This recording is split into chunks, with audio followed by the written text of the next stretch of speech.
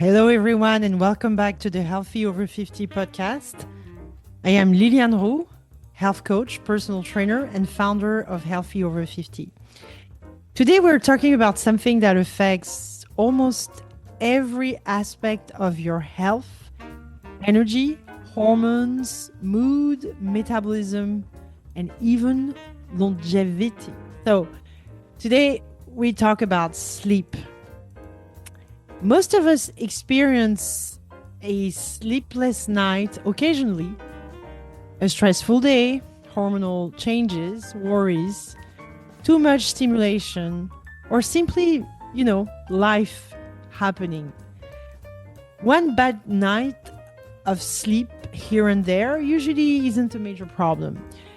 But when one sleepless night turns into several, that's when sleep deprivation can begin affecting our emotional well-being, our physical health, our energy, our focus, our appetite, our stress levels, and even our relationships. And after 40, quality sleep becomes even more important because our bodies are already navigating hormonal shifts, changes in stress resilience, blood sugar regulation, and recovery capacity. Now, the good news is there are many natural ways to support better sleep without immediately relying on medication. So today, I want to share some simple, practical, and holistic strategies that can help. Now, I'm just reminding you, I am not a doctor, I'm a health coach.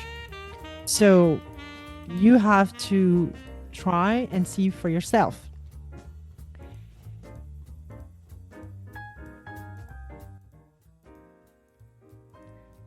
So sleep is so important, Sleep is not just rest.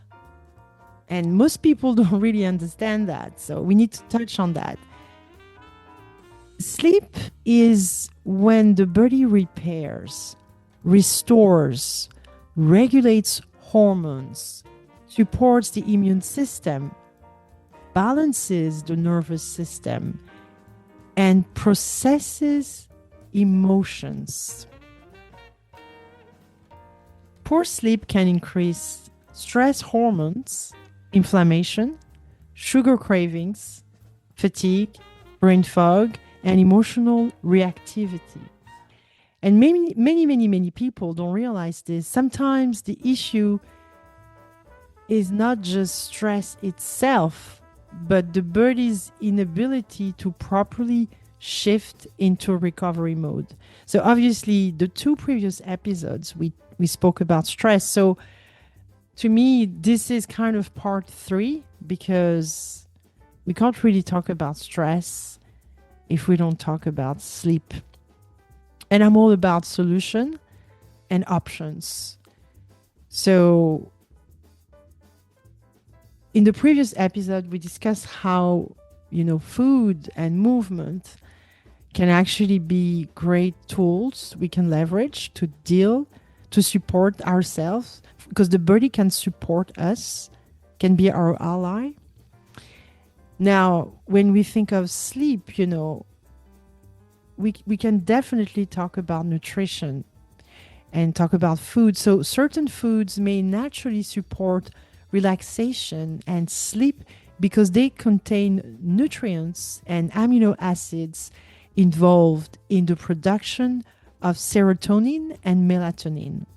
So in the evening, foods rich in tryptophan can be really helpful. And those include bananas, dates, figs, warm milk, nut butters, turkey, whole grain crackers, or yogurt. Now, this doesn't mean we need to eat a huge meal before bed. That's really not what I'm saying here.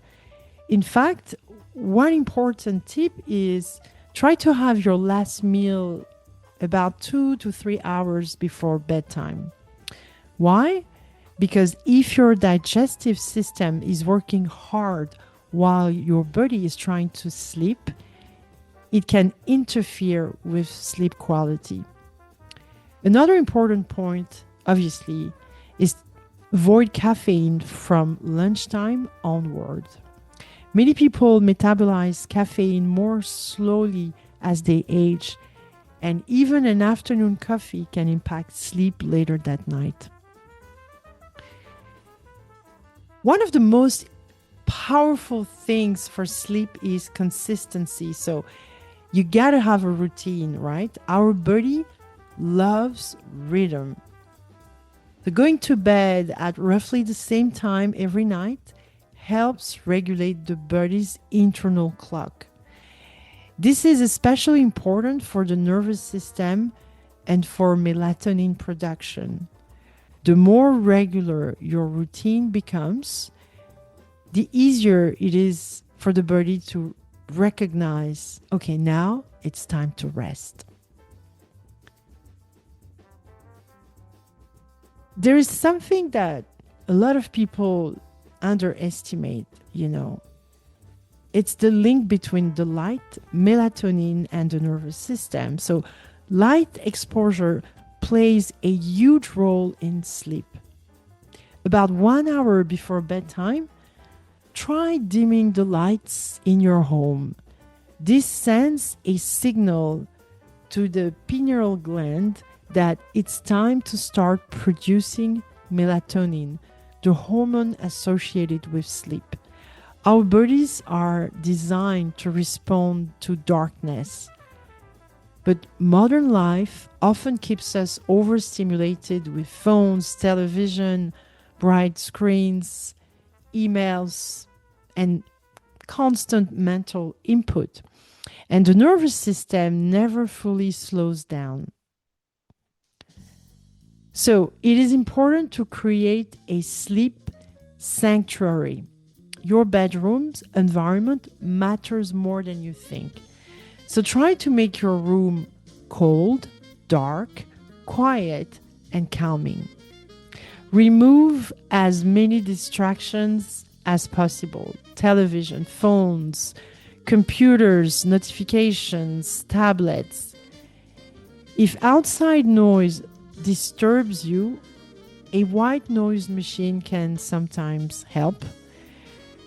The goal is to create an environment that signals safety, calm, and recovery. Another lovely practice is taking a hot bath or shower about 1 to 2 hours before bedtime.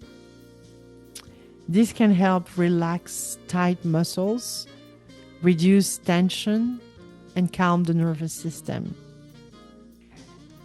Adding lavender oil can also promote relaxation and help the body transition into rest mode.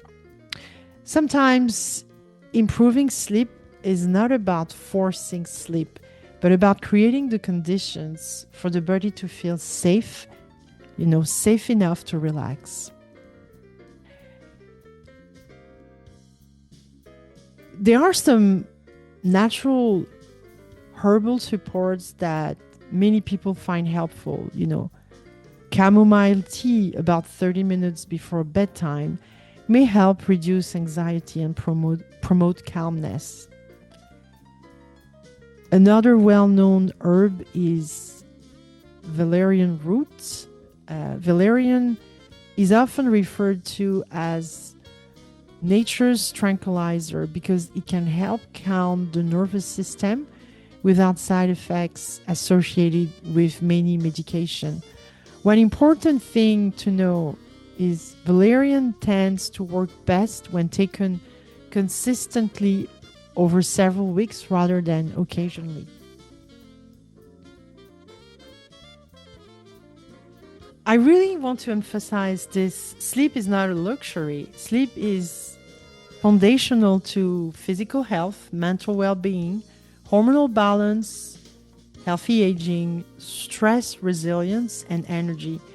And often when people tell me, I have no energy, I can't lose weight, I feel anxious, or I feel emotionally overwhelmed, poor sleep is somewhere in the picture.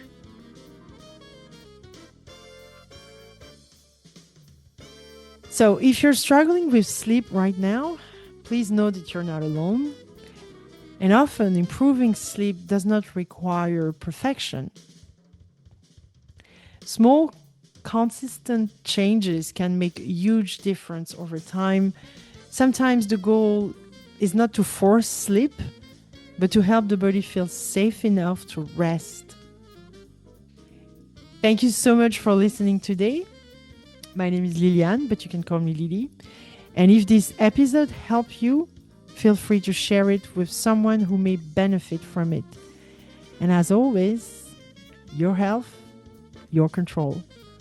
See you next time on the Healthy Over 50 podcast.